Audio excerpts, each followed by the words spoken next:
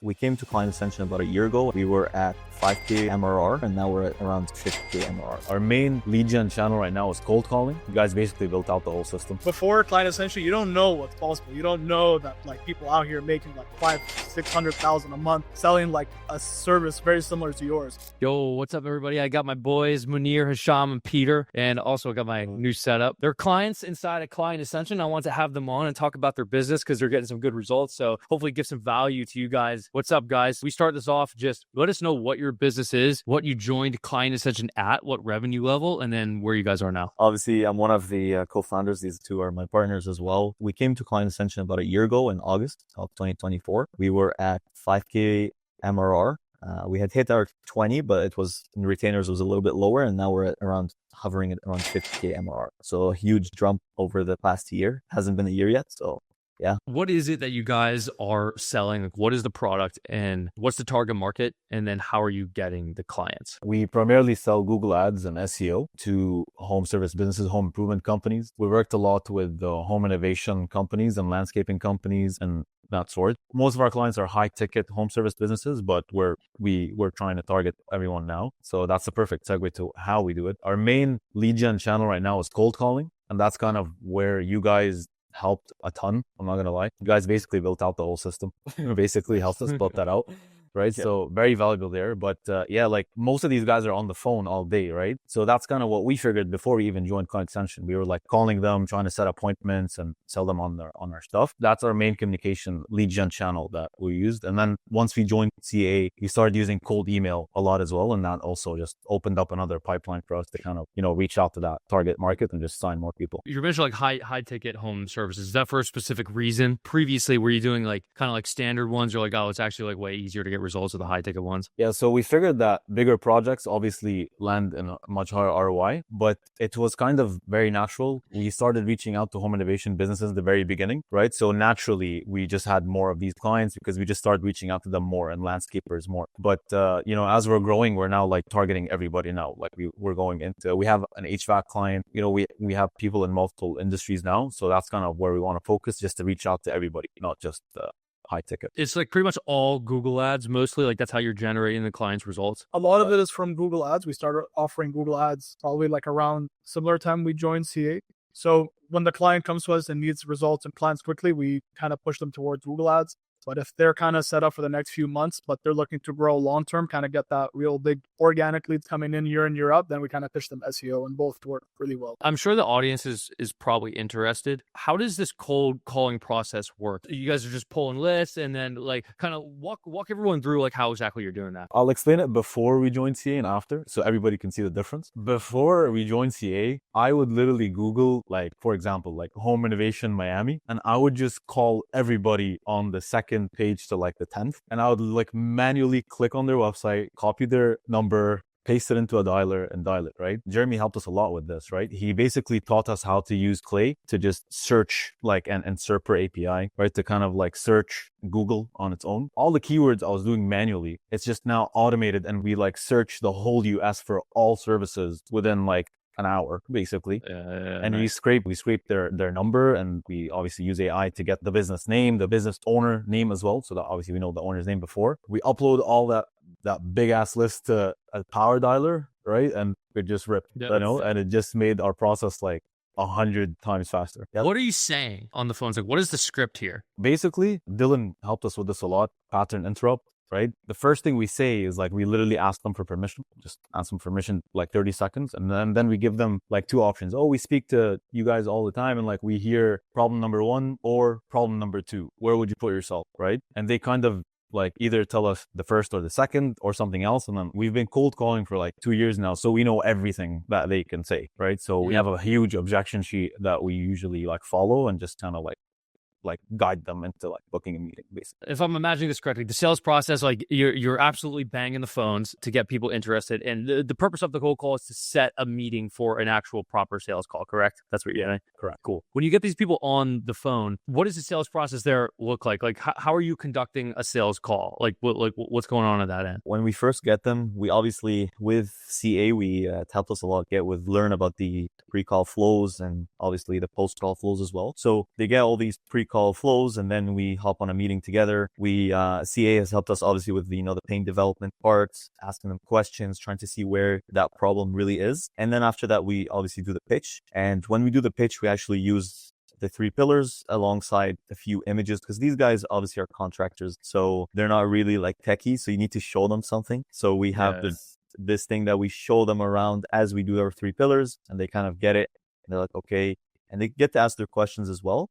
And then we do a 2-call close. So once they're good, we handle any like objections at the end. Usually, I'd say like 90% of the time, they have a partner that they need to talk to. So we obviously do the objection handling that we learned there. And then after that, we book them into a second call, usually like 2 days after. And then they hop on the second call. And after the second call, it's any final questions you have. We go over the agreement, and then we send over the agreement. Sometimes we actually ask them to put a deposit down. Depends on like the actual prospect, essentially. Are you basically like forcing it to be a 2-call close, or is like if you think you can close it on the first call, you're just going to close it right there? Yeah.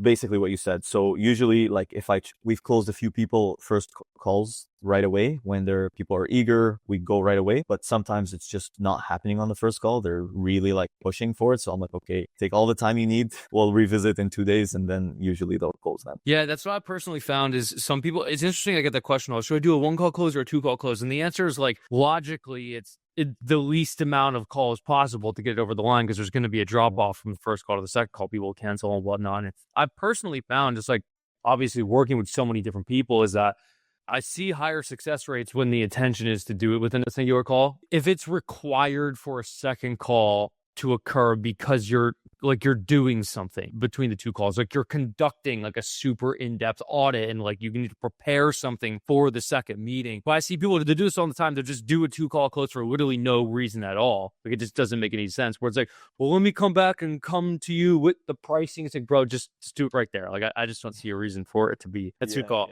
close most of the time. It also depends on where the meeting is coming from. Like these guys are like cold traffic from the street. So we just like call them, and there's a big education part that we have to kind of roll through very quickly within like that first like hour. So it's not like organic where they know what we do and how it works and they're like, yeah, I'm ready. It's like we have to explain them what we do, how it works, why it works, why we're different, and then what we offer. So it's usually like a lot of information. Then that's why they need like a day just to like sit with it. Yeah, which is the difference between like cold outbound, whether it's cold calling or cold email, because you're like, yeah, you can have a page with a VSL, or you can have like pre-call sequences that like send people a VSL or like content or whatnot, but cold outbound leads just tend to not consume that. So the education piece here is doing it manually on the phone. So there's basically 2 kinds of prospects in the world. The first is the kind of person who's going to independently research shit themselves. Like you guys are probably that person. I'm that kind of person. But other people, like the general public, it's very strange, seems to just be like, I'll learn about it on the call. That's when I'm going to do it. I'll have the salesperson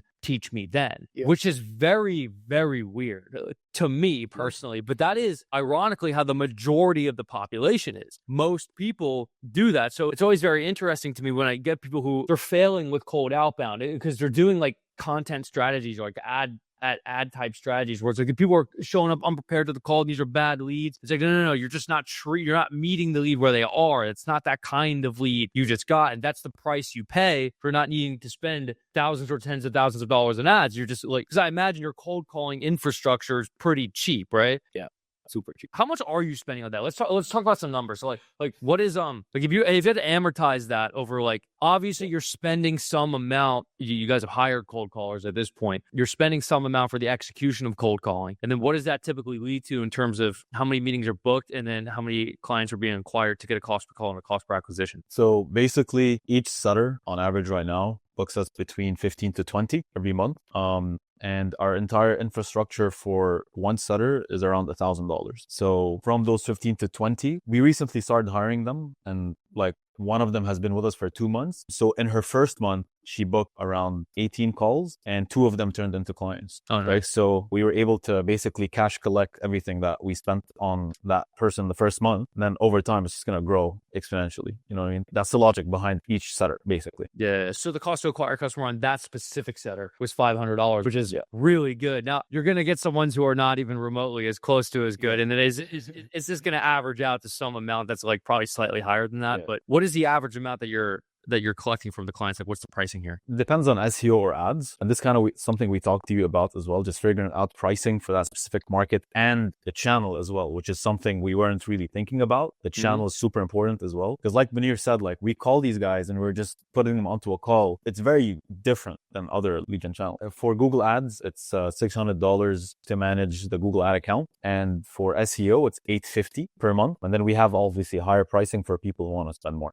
basically. Yep. Yeah. So more ads and more SEO. Yeah. It's the classic thing.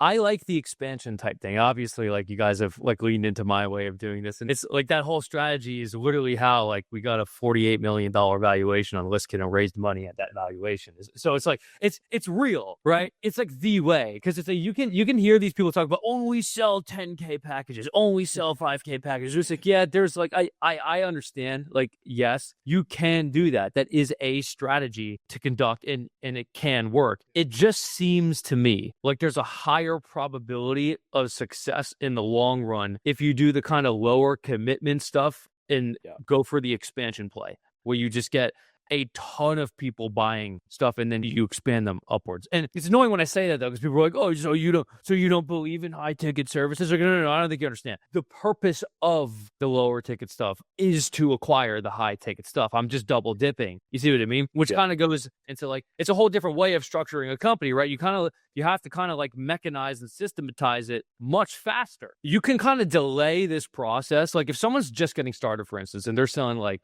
oh, I'm only going to do like full price retainer offers and like high commitment type stuff.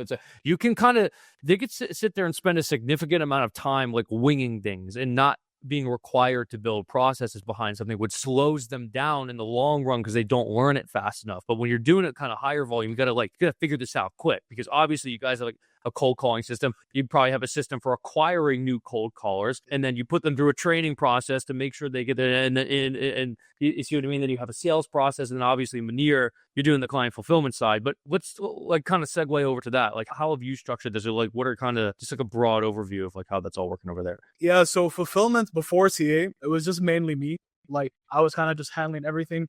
And a lot of barriers were broken through Client Ascension. The first one being that, we need to be at certain revenue to like hire people. Because you'd imagine like hiring people is expensive. You don't know how you're going to pay them hourly or whatever. So we talked to Andre, and it's funny how Andre breaks down stuff. In his mind, like everything is like super simple. So it's good to like see that mentality. So we told him about the problem that like, I'm getting like stuck in fulfillment. And he's like, like pay your managers how you get paid. You get paid every month. Just set certain deliverables, set a certain amount of time of how much time you think it would take for them to complete it. And then just pay them like per month. As you get clients, they get paid more per month. And what we learned is that like, we don't even need to hire offshore. We could like hire people native in Canada to do it, because even the pay makes sense. So then that unlocked like a whole new thing, because now I can comfortably hire someone part-time. He gets paid as I get paid. He can handle more clients because he gets paid per client.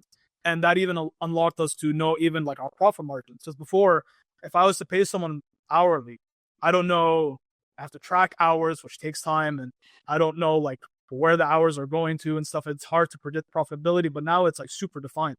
Like I know when someone signs for SEO, a manager's going to get paid a set amount. We have the other fixed amount. So now I can guarantee profitability at a certain percentage. So that was like one of the big things regarding fulfillment, learn how to make SOPs and all that stuff. Just like getting into that mindset that Andre has of just like delegating everything. Like you're a business owner. You're not a person who's meant to stay in the trenches. You should know how the trenches work and how everything works, but you don't need to be the one doing it all. So the next issue we had was like hiring people.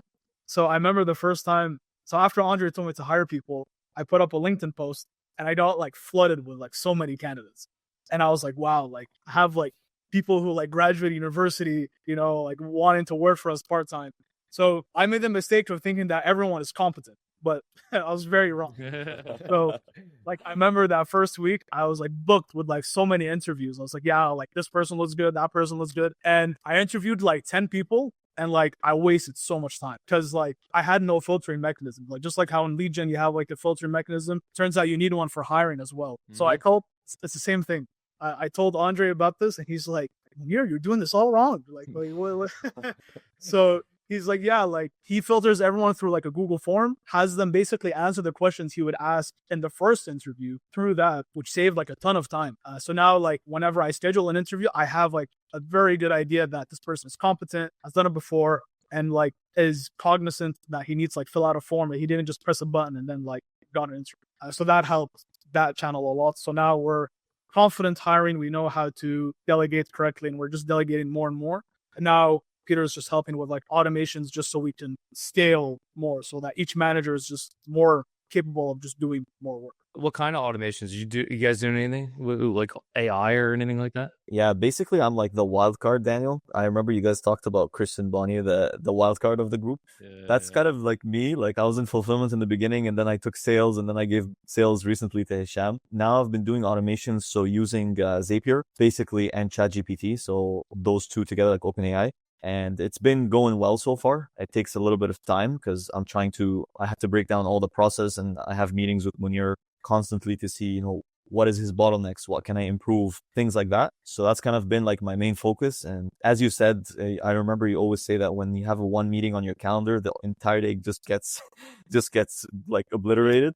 So that's the boys were like, listen, Peter, your calendar, super free. We don't want one meeting on your calendar. I'm like, all right, bet. So now my calendar is like basically free, and I'm just trying to get us up to speed with automations to basically what it is, Daniel, is right now everything's done manually, and we can't be having that because things are starting to slip. Right now we're at 43 clients. So things are going to slip if we don't take action and start to correct things. And plus we want to go into Olympia very soon. And for us to run ads and all that, we need a good system. So that's kind of like the bottleneck that we have right now that I'm working on. In terms of like things to automate, like we learned from Andre that he just mapped out the entire process and just every step, whether we make an SOP out of it or we just automate it. So for example, like right now, if someone finishes the onboarding, we're building the automation to like build out like the landing page, like order, and like build out like the next script, and so that everything is ready for the manager, so that everything just moves like faster. So that's how we're integrating like Zapier, OpenAI for each step, just to move everything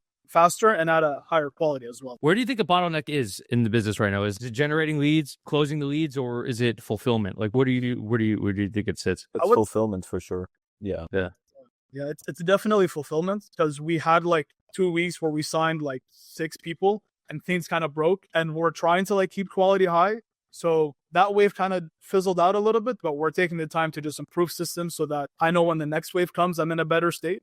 And we're not trying to just stay at that wave. We're trying to grow as well, join Olympia and constantly onboard like 4 or 5 people a week. So we need the systems to be able to handle that. I was going to add something I learned from CA. I don't know who said this. He said to have a good company running, you have to have either the guys in sales yelling or the guys in fulfillment yelling. Other than that, your team's not growing. Someone said it. I don't know who. And we see it so like vividly in our company. Like in the beginning, lead gen was very slow. So we were like, Hisham was being tackled.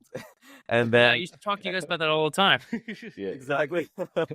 And then now Hisham has 4 cold callers. We're booking like insane amount of meetings. So now Munir is being like tackled. So it's always like a seesaw, which is the healthy amount. Once it stagnates, then your business is not growing. Yeah. One thing Kind of what we figured. The thing is with CA is that there's going to be key points in the business where you guys just give like this specific piece of advice that just goes a very long way, right? So for example, when we were like talking about lead gen and like, okay, guys, like cold calling is kind of working, but we just need more meetings. Like, what the hell do we do, right? And like I was talking to you about it, right? And then I was like, yeah, I think I'm going to hire like 1 or 2 cold callers. And then you were like, why? I was like, what do you mean why? You're like, get 4. Like, just go faster. Like, you know what I mean? Yeah. Like, you guys are like just capable of just doing way more. So just like, just go all in, right? And that's kind of like what we did. And then that's when like, okay, like the meetings come, and then like now it's like fulfillment. And at some point it's going to be like, okay, the systems are ready. Why are we not getting more clients? It's just going to keep going back and forth, right? Yeah. So just for everyone in the audience, kind of like, because I remember this conversation. It was probably like, it was on my weekly call. It's probably like 30 minutes straight of me just explaining why like only hiring 1 is a really bad idea. Because it's like, okay, you go hire 1. Now you're going to spend the next however much time sourcing that 1. You're going to do X amount of interviews, and you're going to get them on. You're going to have to go through the learning process of them actually like onboarding them and just like training them, and then they finally get on the phones, and it's like assessing whether they're actually good or not. And then if they aren't good, then you got to put them on a PIP, performance improvement plan. And then if they don't hit after that, you got to fire them. And then like the chance that they're actually good at what they do is maybe like 20%, because just 1 out of 5 are going to be good, like 4 out of 5 are going to be complete garbage, and then like 1 out of 10 is going to be amazing. So it's like, dude, if you want an amazing one, you literally just have to go hire 10. Where it's like, you just need like a cadence behind it. Where it's like, no, we're not hiring 1. We're hiring like 4 every month. We're having 1 a week, right? And then you just back out the actions required to do that. We have to do this, we have to do this, we have to do this, we have to do this, we have to do this. Yeah. You get what I'm saying? So I need this many interviews. And if I need to do this many interviews, I need this many submitted applications. And how can I get more submitted applications? I need this many per day. So I need to post it here. You see what I mean? So it's a whole funnel. Right. I'm sure you're seeing that. It literally is just a hiring funnel to constantly get new people to pay them money, which is very strange. Yeah, I completely agree. Like we have 4 right now, but like you said, some perform better than others, of course. You know what I mean? You just go faster, okay, because someone's going to perform well, but then you get that person who needs a little bit more work and you're like, okay, why does he need more work? Okay, maybe I need this training to be better, right? And then like the next person that comes is even more prepared because you did more work because you hired more people. You're just moving faster, like as a company, right? So it's super. It's just funny because people don't understand like how far you can scale something. Because it's like, personally for me, I used to think, I remember being really young and I was like, man, dude, if I could just pull in like 15, 20K a month profit every month, like that would just be like so amazing. I could do whatever. Now it's like, if that's the only amount of money I made, I'd like go bankrupt, but it's like, you don't see how massive things can get. So it's like, okay, so we're at like 15 million a year right now. You get what I'm saying? It's like, and we'll probably keep it going. And you're probably thinking like, oh yeah, maybe we can have a team of like 5 to 10 cold callers, but it's like, no, dude, like you like could literally have like 70 cold callers in your company. Like you literally could. You could not only have 70 cold callers, you could be sending like 20,000 cold emails a day as well. And you could also at the same exact time be spending like $1,000 or $2,000 a day on ads and be like aggregately booking like 50, 60, 70 sales calls a day. You know what I'm saying? We book probably like 40 a day, like 40, 50 a day, like around there. Bro, some people don't even book 40 a month. Some people don't even book 40 every 6 months. It's like, bro, you can force so much more volume into something than you think. Like people just really don't understand how big some markets can get, right? So it's like, if you were to, because you sell to home services companies, obviously, and it's like marketing services for home services companies. So it's like the advertising market of home services companies, which is like how big? Probably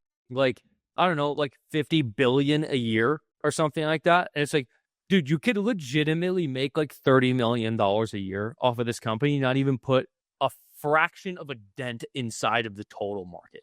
Like literally at all. You get what I'm saying? The U.S. Bureau of Labor Statistics says a small company is anything below $50 million a year. I believe that's the number. That's a small company, right? So I'm sitting here like, oh, I tell someone like, oh yeah, 15 million a year or like 1.2 million a month, like around there. They're like, wow, that's really big. And it's like, not really, like literally at all. Like I'm like child. I'm a child, like toddler business. Like it's literally a small company. It's literally nothing at all. It's just absurd how profoundly rich you could get by not even like, you don't need to dominate an entire market. It's just like hilarious. Like you get to scale things so much farther than you think they can. So it's like, yeah, don't be hiring one cold caller. Just go fucking do 4 at once. You know what I mean? Exactly. Or 5, 6, 7, 8.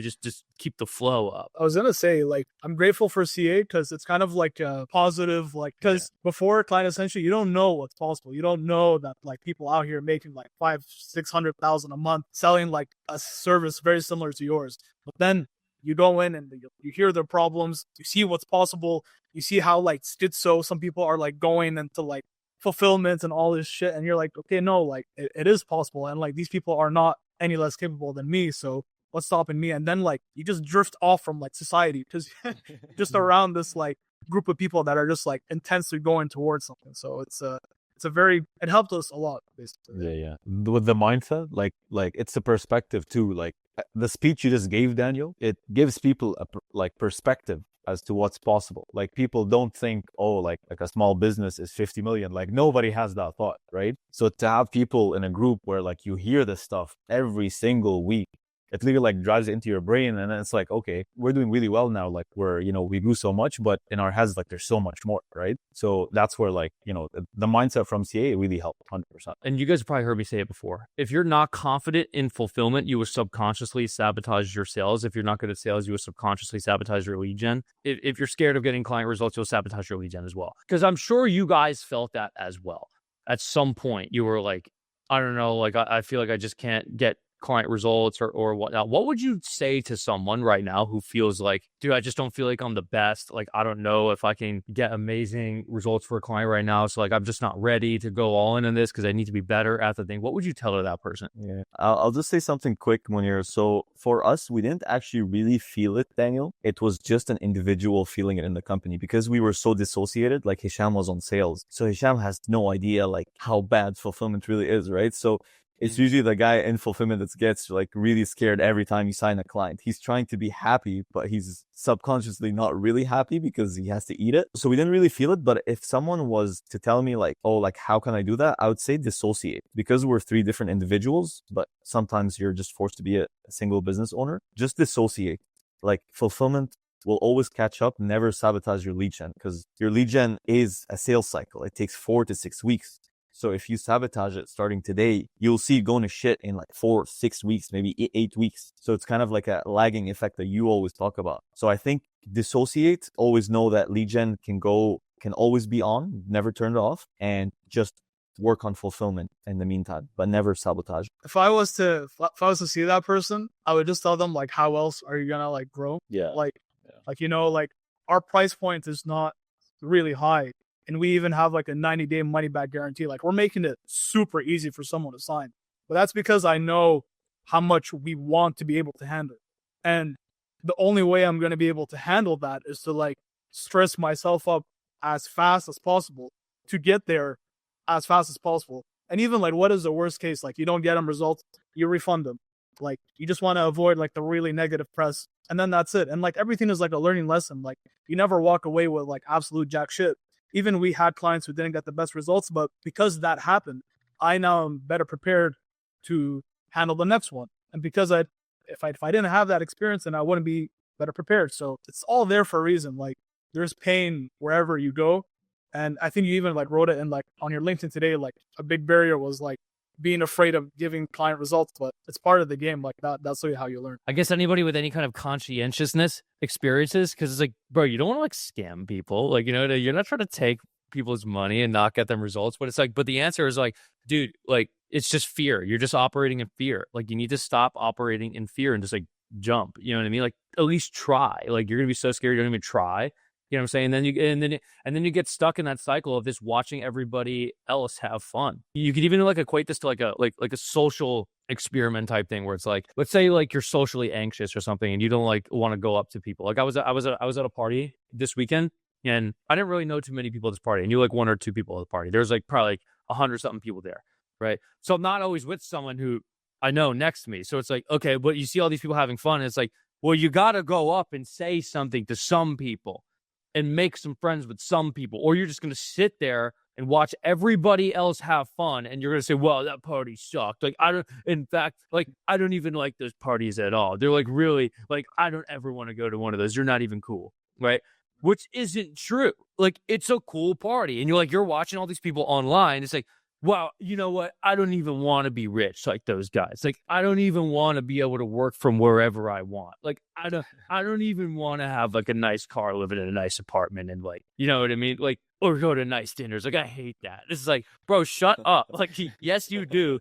Like, to stop being so scared, just take the leap. You know what I'm saying? Just be okay with some scary stuff happening. I was gonna say it's really funny because like because we see so many different people and like who run similar businesses to us, you see the self-sabotage that other people go through, and you realize that like you really do, like you have to be like smart to run a business, but also stupid just to be like irrationally confident.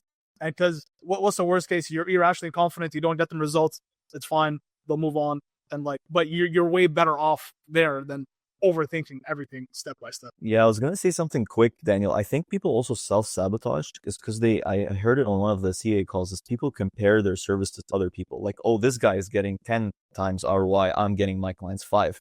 But people don't notice that your client will still stick with you if you are still, delivering, communicating with them, right? Maybe that guy that's delivering 10 times if the ROI is not actually communicating with them. So people have this perception of things that, oh, since this guy on the other side of the field is delivering more, then clients are going to leave me and I'm not worthy, and start self-sabotaging themselves.